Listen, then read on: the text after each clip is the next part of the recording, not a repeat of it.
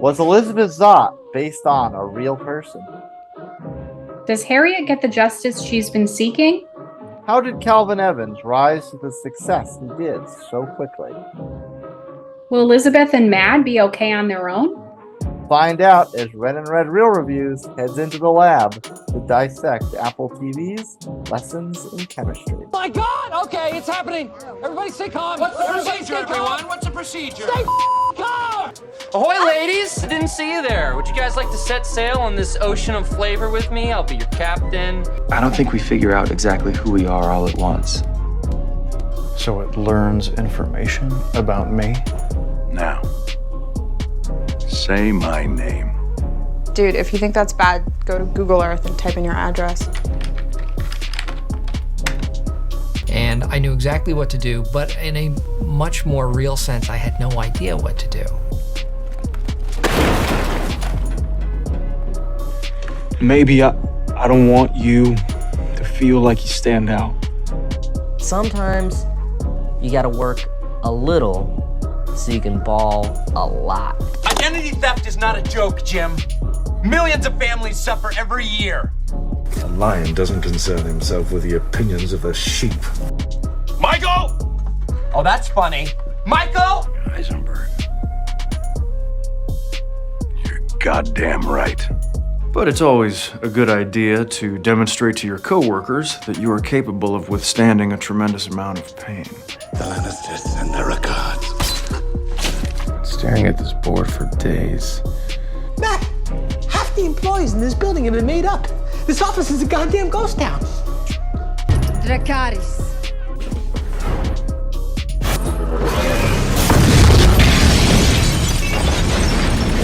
And welcome back into episode 7, lucky number 7, some might say, of Red and Red Real Reviews.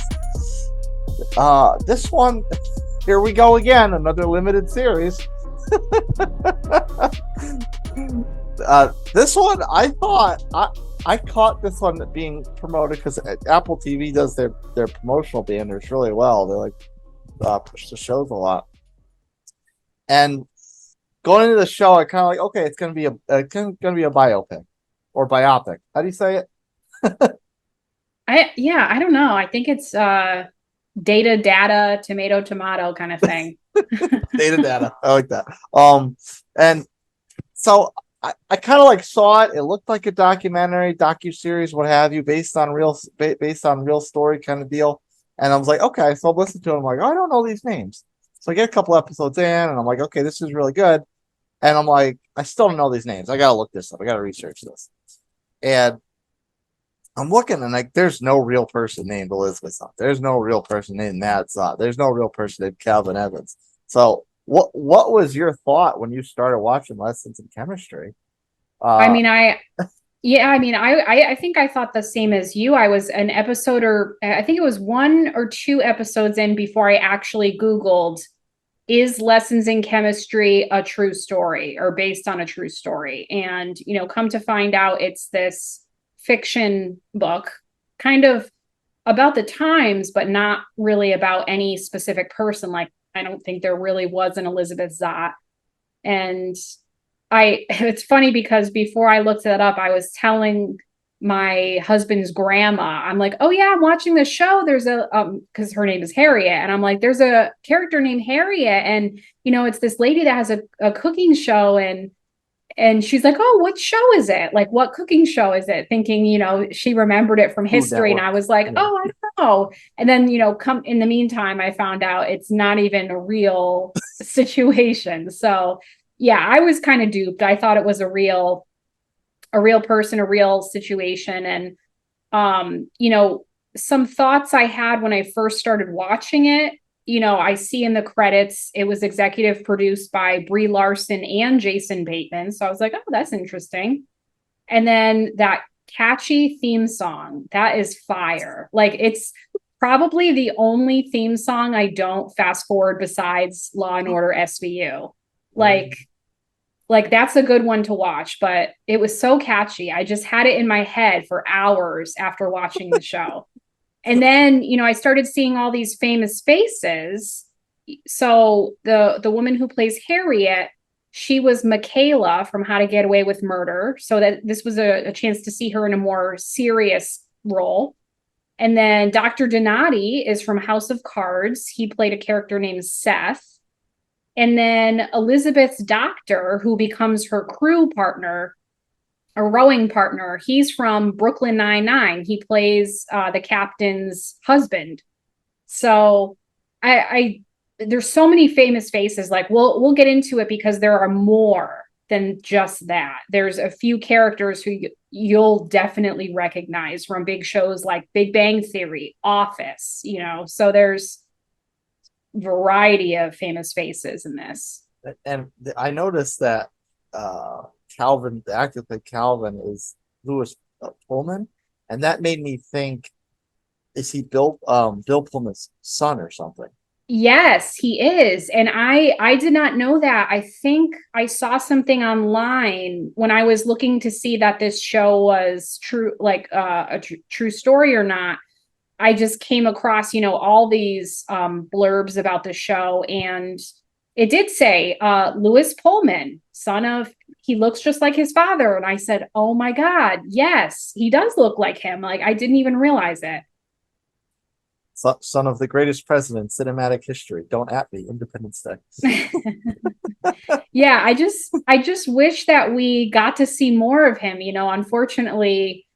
And obviously that's, I'm sure the story in the book as well follows, closely, but we didn't see him for very long. Maybe 2 episodes, just under 2 episodes. At least as a living character. Right. Yeah. Do you think maybe that whole taking a time period, to borrow the way you phrased it, a time period that was real, but all the particulars of it are fictional. Maybe that gives like a more of a creative license to the writers, to the producers, so they can kind of have a little bit more freedom with not having to make sure everything they say is completely spot on. Some historian's not going to be watching the show. I'm like, no, that's wrong. You know what I mean? Right. Trying to capture the attitude of the times, especially what they did with the Supper at Six show and having Elizabeth empower all the women who are watching the show and coming to the studio. You had that woman who ended up becoming a doctor or something, or started going to school to become a doctor with Elizabeth's encouragement. So, yeah. And then the story with Harriet as well. I think they wanted to capture what African Americans were dealing with at the time, but they didn't want to, have the inaccuracies pointed out. So they just tried to convey the mood of the time. Right. Speaking of moods, there was obviously there was a lot of science themes in this show. The 2 main characters are both chemists. And it was either science or science in the face of something else. So there's a big science versus faith theme going on, and which one has more validity throughout the characters' lives. Science versus the overruling societal prejudices that existed during this period of time in the country. And we've seen a lot of shows either skate by and tease that kind of woke ideology that studios like to do, and other ones just blatantly throw it in your face. But this one, it did it in a more realistic, classy way. Like there's issues that, are serious issues that can be very interesting to watch as a consumer. And there's certain ways to tackle those topics without making the audience kind of give an eye roll or, like, okay, that doesn't seem realistic or something like that. Like this one I thought did that. It kind of kept it in more of okay, this makes sense. This is very historic. This seems very historically accurate. Right. And I think it was more of a neutral stance, right? Just exploring the situation that Harriet dealt with in her spare time as she was fighting for this certain situation. But it was just kind of giving her experience. It wasn't necessarily, throwing it at you in some sort of slanted way. It was just showing you how she felt and what she felt day to day dealing with that situation. So I did think it was done nicely. It wasn't done so one-sided, or I didn't roll my eyes once. So that was a departure from a lot of the limited series that we watched. Yeah. I won't say it, but we don't know what we're talking about. Right. But like, and not just race, their gender too, because obviously we're, going back to a more patriarchal time, which I thought I thought one, and I'm not quoting this verbatim, but when Calvin and Elizabeth first meet each other and they're discussing how the whole grant process works as far as who gets to submit. It's a boys club, that sort of thing. Elizabeth's obviously brilliant, but being a woman, she's not going to be able to do that, or at least carry the paper or whatever. But he says, like, basing this on something so inconsequential as gender doesn't seem to make too much sense, which obviously by today's standard, yeah, obviously, if you're brilliant and you could figure out these equations and the science behind all this stuff, who cares what's going on under your clothes, I guess, though. not to make that too casual. Right. And it's also it's a never ending argument, right? Of like experience versus education. So because she had experience as a lab tech, she was very valuable, but she wasn't a PhD. So screw her. You know what I mean? Yeah. And that was, of course, a story to that, which we can get into a little bit later on. But there was something to that, so as far as why she stopped it. Some explanations. And then the other side of it was, of course, race. And Calvin, in a time when obviously there wasn't a whole lot of commingling, I guess, so to speak, between white communities and black communities. And he's this successful, seemingly well-off, I don't want to say wealthy, but definitely well-off white man living in a predominantly black community. And being someone that was so focused and goal-oriented, task-oriented, I didn't care to him. He wanted to live there because probably seemed like a fun little community, and it was within a reasonable jog to his office. Right. That's what I was going to say, is I liked seeing the other side of how he arrived in that neighborhood. Harriet referenced that time in a conversation, but then they also showed that situation of her going over to the house to bring the new neighbor, something, a casserole or pie or something. And she hears this jazz music. So she assumes it's a black man that moved in, and to her surprise, it's this awkwardly dancing white guy. Yeah. So that whole story was funny, but then also the story, seeing the background of how he found it, because he went on a jog and that's how he found the place. Yeah. And the jogging was something so integral to his character arc, because that was how he kept his head clear to figure out his chemistry solutions, and also how he died. Right. Don't spoil it. And obviously the big one that's consistent throughout the show is, of course, science versus faith. You've got these two people that oddly enough had a lot of, although Calvin's you really didn't find out until the end of the show. Whereas Elizabeth, you found out pretty soon. They both had almost a very deep tie to religion and faith early on, and them being more strictly science-based as far as how they viewed the world and how things came to be. They kind of rejected that quickly, and it kind of came back around to tying the two together. But throughout the show, it was a kind of unspoken little fight going on between the two classic counterparts. Right. Well, it was spoken a little bit. I mean, you had the Elizabeth just always associating things with logic and what makes the most sense versus emotion and feelings and those little things. But I remember this. I could not find it for the life of me. After I watched this episode, I should have, gone back and written it down verbatim, but I think it was the part where it was reading out, in Elizabeth's voiceover, a note in Mad's lunchbox. And she said at the end of the note, and remember, God isn't real, but we respect people's belief systems, don't we? Something like that. So I just thought that was hilarious. Like it resonated with me, but also, her have this big science mind and trying to teach her daughter that, yes, like we don't believe in God necessarily, but we will respect people who, act like there is a God. And so I thought that was an important lesson, for everyone or anyone. All right. And to double down on that, it's a lesson in tact. Obviously the show's lessons in chemistry, but stuff like that's almost a lesson in tact, as far as not just then when you had like actual real life situations where people didn't like each other, outright hated each other over certain stupid things, but even nowadays when people seemingly can't have a disagreement without being at barbs with each other. So it's almost just like a lesson in just, remember how to talk to people, even if you disagree with them.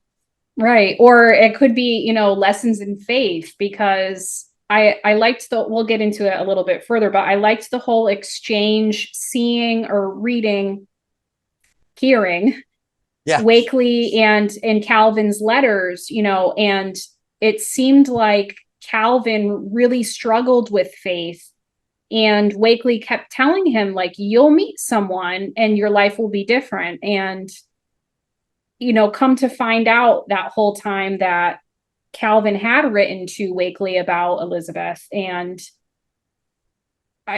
I mean, just everything changed for them. She knew that she didn't want to get married. She knew that she didn't want to have kids, but she did want to live her life, with a partner. So yeah, that whole, just them meeting and interacting and building this life together, that was a testament of faith, because Calvin didn't think that was possible. Elizabeth didn't think that was possible. Yeah. And that does set up our next topic, because we always do our little film student session. Right. So we analyze character arcs, what are your favorite relationships, the individual character dynamics. And I thought that we'll stay on topic with that one. In Mad's search to find out more about Calvin, and that leads her to lean on Wakely as an ally, as a resource. Yes, thank you. To lean on him and find out all this information, and they're going back and forth. They're having this whole relationship, picking apart her investigation piece by piece, and all of a sudden at the end, the light bulb goes off, where he sees her work, and it's like, wait a minute, your father's Calvin Ridley. And then that goes into the whole reveal of Wakely and Calvin writing each other back and forth during his Wakely's father's health-ish situation, and Calvin's courtship of Elizabeth. Yeah, and he helped a lot with that. Calvin's input kind of made all the difference in Wakely's dad's recovery, or helping him through his health issues.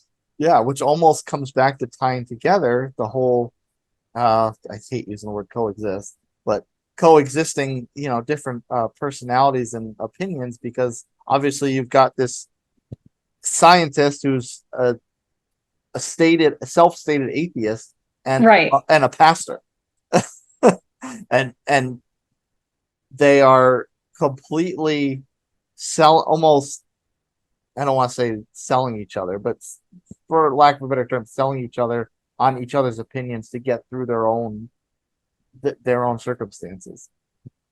Yeah, I love that whole dynamic. I thought that Wakely was really cool as a character on his own, and I enjoyed that whole part where they were revealing the letters, and also just revealing Calvin's history and what his life had been like, and we were learning that everything just wasn't as it seemed.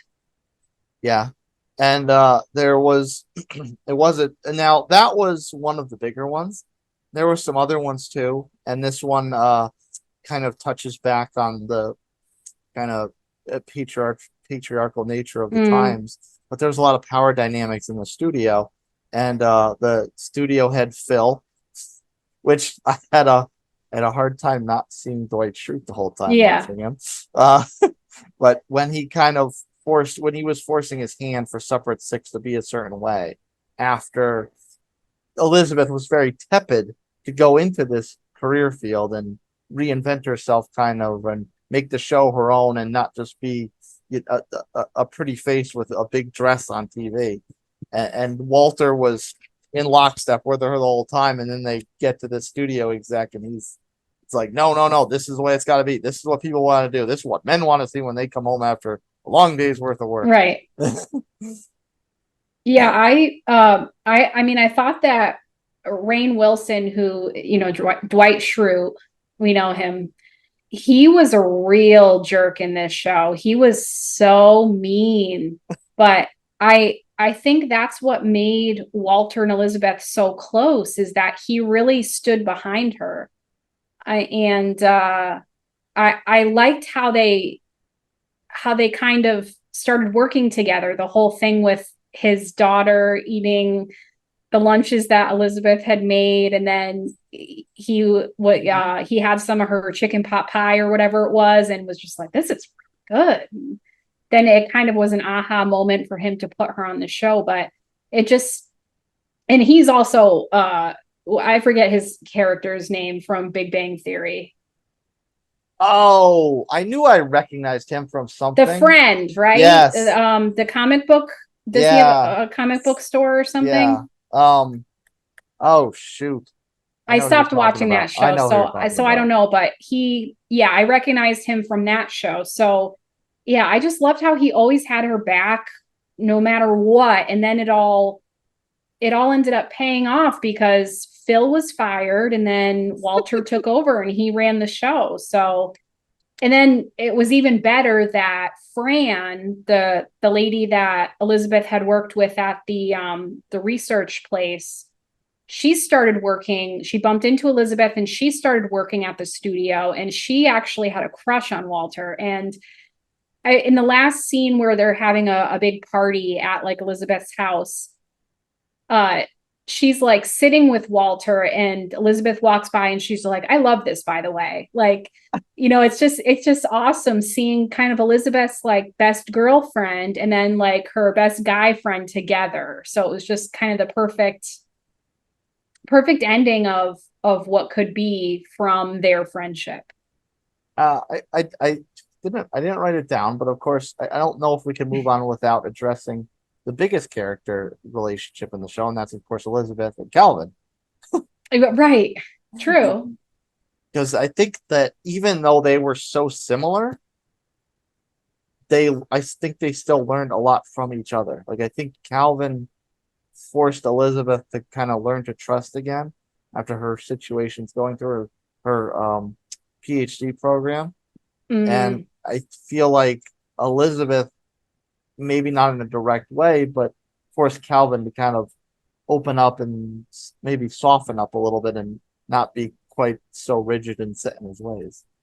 Yeah, I think they both made each other better, didn't they? Yeah. Kind of, they loosened each other up so that they weren't so stuck, because they were both kind of stuck in their ways, very much so. Yeah, and they kind of almost created that kind of like perfect soulmate relationship, almost. Right. So that's why it was just so crushing. Yeah. And mind you, only 2 episodes in. I was like, is this serious? Yeah, I don't know if you've ever seen the movie, and honestly, I don't know if I would recommend it. What is it called? Love and Other Drugs? No. Actually, am I mixing that up with another Anne Hathaway movie? Okay, so there's an Anne Hathaway movie, right? Where she's in love with this guy. There's this whole like montage of them being together. I think it's another movie. Maybe it's not Love and Other Drugs. But anyway, she's riding a bike and gets hit and dies. This is Anne Hathaway, right? Yeah. Love and Other Drugs I saw so long ago. I'm almost having Was trouble it remembering. was it Love and Other Drugs, or was it a different movie? I want to say it came out like 2010, 2012, 2008, something like that. I can't think of what movie it is, but she's or is it the guy that she's with is riding a bike and like everyone's happy, they're in love, and then bam, someone just dies. And the story flips. That's what it reminded me of when he was yanking the leash like from the dog, and then I was like, no. I was like, I just couldn't believe that had happened. I was like, no, they can't do something like that. He's not going to die from getting yanked into the road by his dog's leash. Like, come on. 2 episodes in. I was just stunned. I mean, obviously I was sad, but I was like, no, you can't do that. No. And we're just starting to learn this character, and he's a great, lovable character too. Yeah, and that's the thing. I should have known, because they had all these montages of them, rowing together and on the lake together, and then the boat flips over. Like, just all these gleeful moments. I had to know that something bad was going to happen. Mm-hmm. That one caught me off guard too. But despite the serious in the show, there was some silly too. And of course, one of the first one is the preceding moments following Calvin's death. And that's the dog 630 having this inner monologue going on. And of course, they're going to do that. They can't give the dog like this serious voice like Shadow from Homeward Bound. They give the dog this like silly, dopey voice. I'm like, I don't know if it didn't really fit. I don't know if the talk of a talking dog was kind of necessary. I think what they did was, it was a really odd choice. I agree. It was a very odd choice, but they did use it as a storytelling technique, because when Calvin died, Elizabeth was kind of she couldn't function. Like she was having a hard time like waking up and like functioning. So that's what they used as a storytelling technique to narrate what was going on. So the dog was like, oh, I can't believe I did this. I can't believe this is my fault, which was so bizarre. But I mean, it actually did. I don't know why it tugged on the heartstrings a little bit for me, but it was very, very odd. It was a weird choice. I will agree with that. Especially since it just existed in like that episode. And then the rest of the show, 630 just goes back to being a regular dog in a show. Right. It was kind of like, it was like the 630 episode, like the episode focused on him. And so I remember, was it at the beginning of the credits of that episode where he was talking? I saw it either at the beginning of the credits or the end of the credits. I saw like appearance by BJ Novak, and I'm like, wait, was he voicing 630? Yes.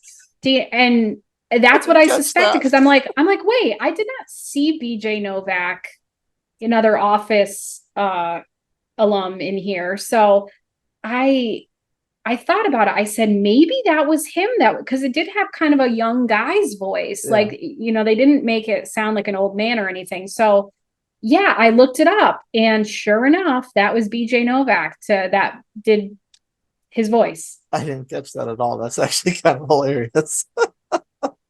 I know, now we should go back and listen to it, but that's so weird that we had, multiple Office characters in this show. Well, there wasn't like a poodle running around with Kelly's voice chasing him around. Thank God, because she had a very annoying voice. Well, speaking of The Office, one thing, and I hate to typecast people, but seeing Rainn Wilson, aka Dwight Schrute, playing this super serious, misogynistic corporate TV boss I think he's got to drill out, like he's got to do a Bradley Cooper and drill out like 30 super serious roles to break the Dwight Schrute typecast, because it's still so hard to see him in any other role and not think Dwight. I think he's done a couple serious-ish roles, but yeah, very minor roles.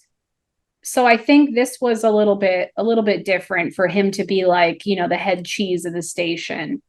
So he was like the legit boss. But I think I have seen him play executives or something like this, maybe once or twice before. I can't remember what, but yeah, so it was a pretty legit role for him to figure out.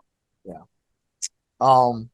So there's a lot of open-ended subtopics throughout this show that were kind of started and not really closed out nicely with a bow. And one of them, just because it popped into my memory, it was so early on, and it popped in my memory as we've been talking.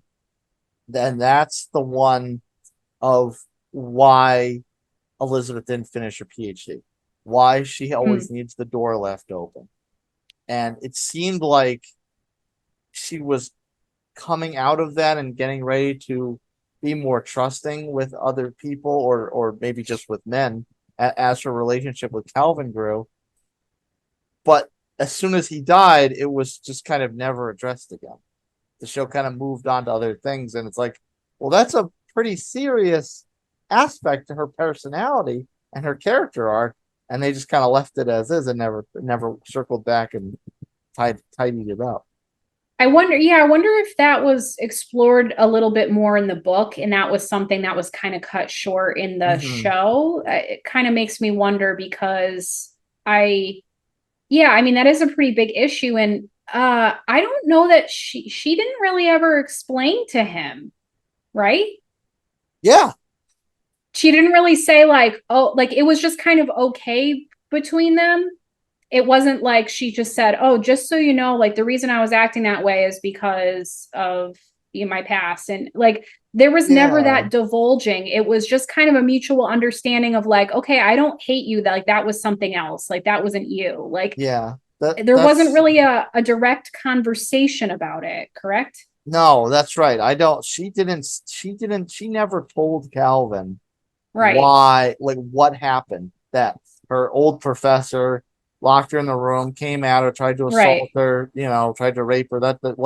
She never actually told Calvin what happened.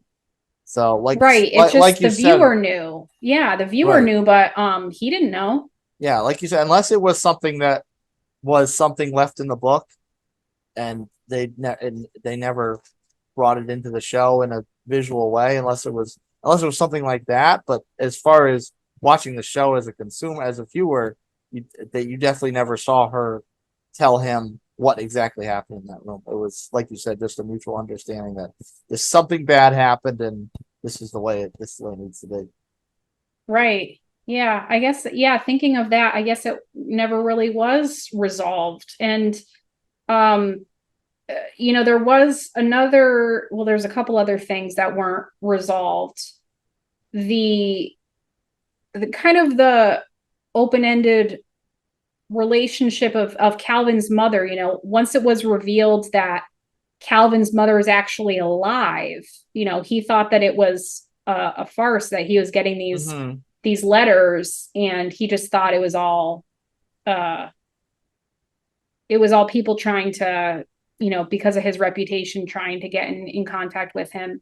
So when you found out she was alive, you're like, what? That changes everything. That just makes you sad, because you're thinking about how he could have had a relationship with his mother this whole time, and he thought that she didn't want him or didn't care about him. And I loved the fact that she actually wanted a relationship with Matt and Elizabeth. She was like, well, my son's not here, so the next best thing is to spend time with you guys. And she was, there at the end at that party they had at the house. But yeah, I mean, you don't really know. I mean, Elizabeth does say, yeah, that sounds good, but we're going to need some time. And then you see her in the scene at the end, but that wasn't really, it wasn't really ended, like you mentioned, in a nice, wrapped up in a nice, pretty bow. Yeah. And that, especially because that's such a big mic drop moment. Like this is everything Elizabeth. This is basically an opportunity. Well, I guess not really, because she didn't know Calvin her whole life. But this is almost a side way to kind of get to know Calvin after his death. Is like, okay, you get to you knew him enough, you get to know his mother, you see some similarities, like, okay, well, that's, I see that's like, nature versus nurture. Some things you just transpose from your parents. And that was such a big mic drop to see. And then for the only resolution we saw as the audience to be her professional resolution, she moving on from supper at 6, going back to the lab, or at least teaching, teaching chemistry, like for that to be the only resolution. Okay, well, what about Mad? Obviously, Mad's not in the lab. Right. There's a resolution with this new character for her, not just Elizabeth. I guess you can assume that there is a relationship going forward. It's just that it's not really spelled out in clear terms. Maybe it's spelled out better in the book. Maybe there's a little bit more of a happy ending or a defining of their relationship. Yeah. And then the other cause, this one also happened at the end of the show. Actually, the next two, I guess, did as well. The outcome of the Freeway Project. This was a consistent theme throughout the movie. Calvin was involved in trying to help Harriet with this. Elizabeth wound up helping out Harriet with this. And Harriet finally had this moment of victory at the end where she swayed that last council member to change his vote to hold up the project. And then at the end, they're at the hearing and the guy is, visibly freaking out. He turns on a dime and he just votes to approve the thing. And then Elizabeth and Harriet are just sitting in the dining room having a snack and a beer or whatever. And it's like, well, I mean, the freeway is going to come through your neighborhood, right? You're just going to, you're not even going to address this. Yeah, I was a little bit confused about that because wasn't that, didn't Elizabeth go on Supper at 6 to plug that? Yeah. And Plug that that was whole what situation. made them lose the sponsor. Right, that was what made them lose the sponsor. And then the part when, Harriet was basically celebrating in the office, she was like, we got that last person. And so she really thought that she had it. And then it just turns on a dime and it's her coming to Elizabeth and she's like just a wreck. And she's like, I just need to be sad right now, or I just need to be right now, because she was just beside herself. That heartbreaking moment. But yeah, like you said, what happens after that? I mean, it's based off of a book. You'd think like this is the show, but I don't know. Maybe they got it planned for something else. Yeah. Anyway. How is that? How is it still a happy ending? Yeah, that was a little confusing. But before we get to forecasting, we had a couple more. So one of them was this story of the boys' school, the priest and head at the head of the boys' school lying to Calvin, and in turn lying to Wilson, and in effect lying to Calvin's mother, keeping them each in the dark. Like, why? Why did, like, that's another thing that was never tied up. I mean, he clearly lied. He was clearly lying to Calvin about his parents not wanting him. Right. He was lying to Wilson about Calvin even being alive. And then he lied to Elizabeth and Mad. I'm assuming he was a much older man. I'm assuming it was the same priest. Right. He lied to them about, oh, I don't have this Calvin Evans records. They were lost in a fire. And he says it with like such an unbelievable tone of voice. Like, that guy's lying his tail off. Yeah, I still am not sure why he lied about it. Is it just that he, for some reason, didn't like Calvin? He didn't want him to be adopted. He didn't want, anyone to find him or to know where he was. Like, why was this priest so determined to make Calvin's life miserable? I just don't really understand that. Like, I thought they were gonna go down some like infidelity type of stuff, and was like, oh no, we're doing this now. But like there was a whole conspiracy or like a reason why he had it out for him. Yeah, and he's a child. Like, he was what, like 8 years old or something? It's just why do you have such a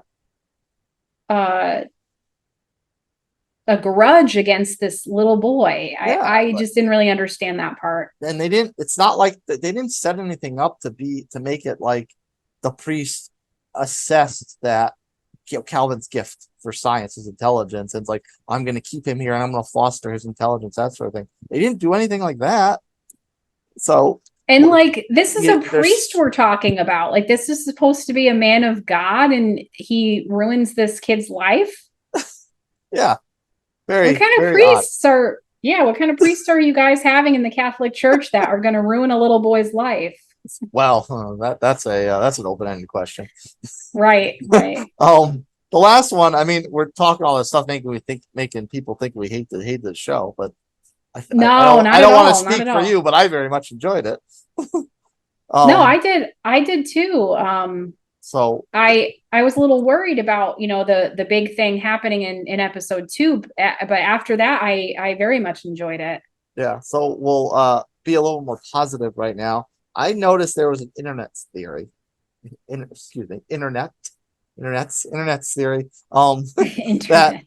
That Elizabeth was autistic. And truth I saw that too. And truth be told, after seeing that, I think there's some ties that Calvin could be as well.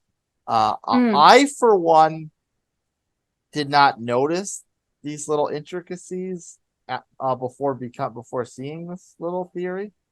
But being autistic myself, they also just kind of seemed, more normal to my own sense of normalcy, and it kind of there were just they can't lie. They were both very intent on eye contact and very focused, very driven, goal oriented, task oriented, that sort of thing. Like so I think that there could be, and maybe it was revealed, maybe it's revealed in the book at some point, but I don't know. But I do think that there's definitely some credence to this theory of Calvin, Elizabeth, and probably Calvin both having ties to autism or something. I definitely saw it more so with Elizabeth. I mean, not saying Calvin couldn't be, but I did, when I was looking up whether this was a true story or not, I did come across, people saying that they think Elizabeth's character is autistic. And before I read that, I did kind of get that same sense. Reason being, again, I don't even know. I don't watch Big Bang Theory. I stopped watching it. So long time ago. Again, but another reference to Sheldon from the Big Bang Theory. There's, Sheldon is very particular. He's very intelligent. There's been, I think over the years, people have kind of had the theory that Sheldon from Big Bang Theory is an autistic character. And the way that she didn't really know how to act in situations. She was very socially awkward. She was very, and I wouldn't say that this was the case, but I would say that people would think that she comes off as being stiff or kind of cold. And it's just because she doesn't really know how to express herself or how to deal with people. Mm-hmm. So it reminded me of Sheldon, how he just had a hard time connecting with people. So, I think it was like Penny or somebody who told him something sad, or, something had happened. She had been going through a breakup or something on the show. And he was just like, oh, okay. Would you like a hot beverage? Like, trying to comfort her. Like, that's the only thing he knew to say to comfort her. But he just, it just seemed very stiff coming from him. Like, it's like, oh, do you want a hug? Like, it's just not the most welcoming, comforting thing to say to someone, but it's, only what you know. So yeah, I did kind of see glimpses of that. And I, throughout, I feel like when she did have Mad, she was different, right? Yes and no. That actually just popped up in my head, because her strategy in raising Mad was very regimented. There was a routine to everything they do, and routine is something that autistic people tend to thrive in. So that was another thing that lended the theory for me to believe. It's like, that makes sense. That is definitely something that a parent with autism would do in raising their child. Right. And the way that she was so detailed with making the lunches and stuff. And Mhm. I mean, I feel like I kind of related to her character, especially the time period that we're in. And even now, I mean, they have a hard time even now diagnosing girls with autism. So it's very possible that someone who's like Elizabeth back in that day or even now, I mean, I like wonder about myself sometimes. Like I don't, I have certain things that I've always done, and it kind of makes me wonder.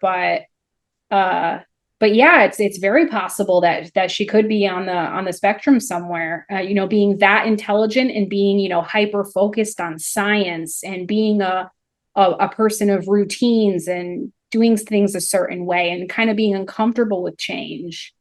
And hats off to Brie Larson for being able to portray that in a very believable sense, because there's a lot of times where shows cast actors to portray someone with autism, and it's like it's either a not believable, or it's like 95, or it's like 90% believable, but the other 10% is extremely unbelievable. So I mean, no one needs to say any more about Brie Larson's acting ability, because we know she's exceptional. But Right. in this particular case, she if that was something she was set out to achieve in her portrayal, she knocked it out of the park. Right. And I mean, to that same note, you know, the fact that she's not a real autistic person, like, is that offensive to you? Or do you think offensive to others? I wouldn't think, for me, no, because at the end of the day, they're actors.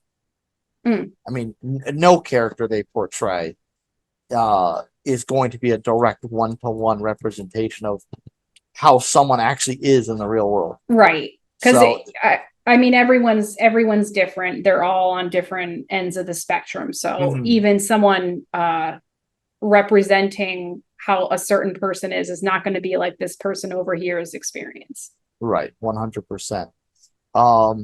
Now, granted, this was an extremely limited series, and being based off of fictitious, here I go again, biopic, something in the comments tell me, not really intended for long runs, but I don't. But then again, we talked about all these open-end things. Who knows? Maybe there are plans to do additional seasons. But what was your overall impression about Lessons in Chemistry? I mean, I overall really enjoyed it. I think I'm not really, I was a person that used to watch the Golden Globes, used to watch the Oscars and all of that.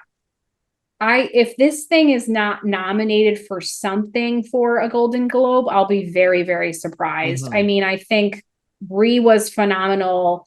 And I also wanted to give the actress who played Harriet's name, Asia Naomi King. I think she deserves an award for supporting actress. She like, and that was another relationship we didn't really discuss, was Elizabeth and Harriet, just their neighborly friend relationship. Like so many moments of theirs like had me in tears. Like just, when Mad was born and Elizabeth's like, I don't know how I'm gonna do this. And Harriet, I'll paraphrase, says that whole thing about, well, that you can't do it, but you just expand. That's what you do. Like that whole moment was just like, I was just like bawling. I was like, this is amazing television. And if she doesn't get anything for that performance, like I will be devastated on her behalf.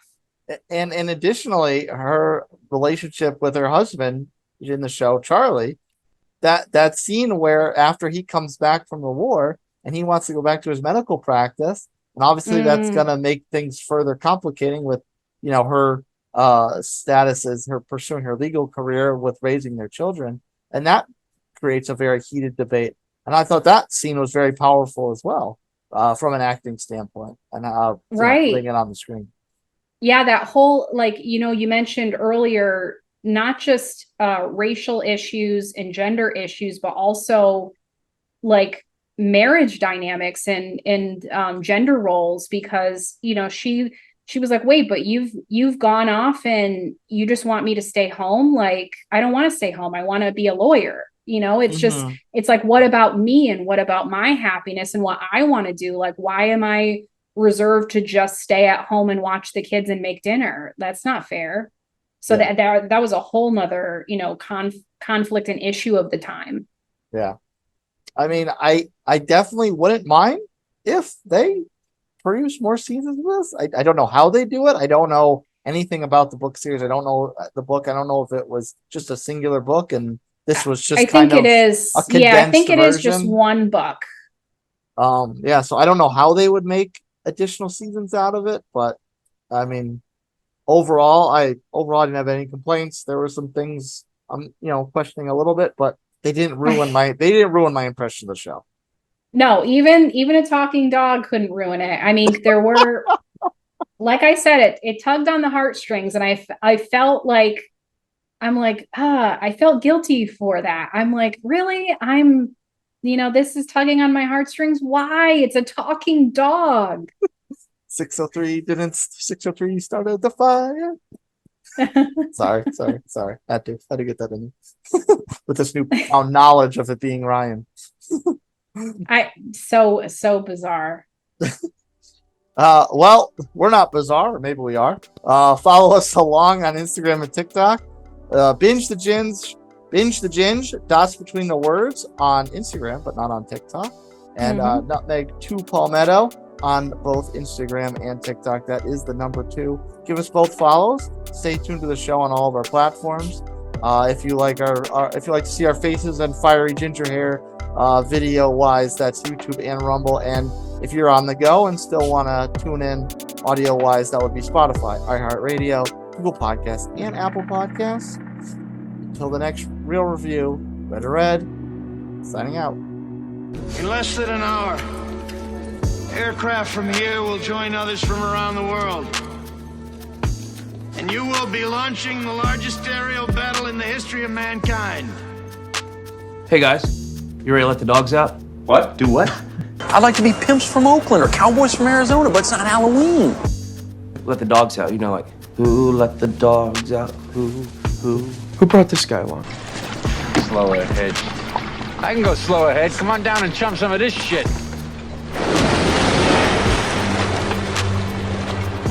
Grow up, Peter Pan.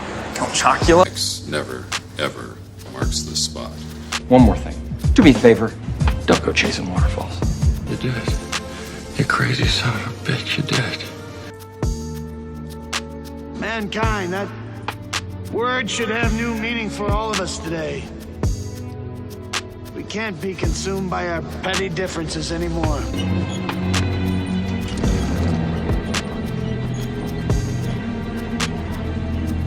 You're gonna need a bigger boat.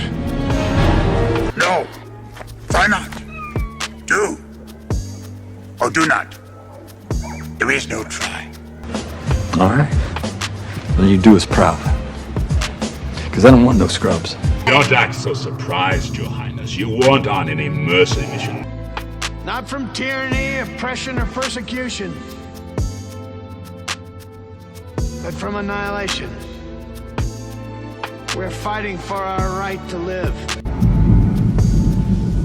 Snakes. Why did it have to be snakes?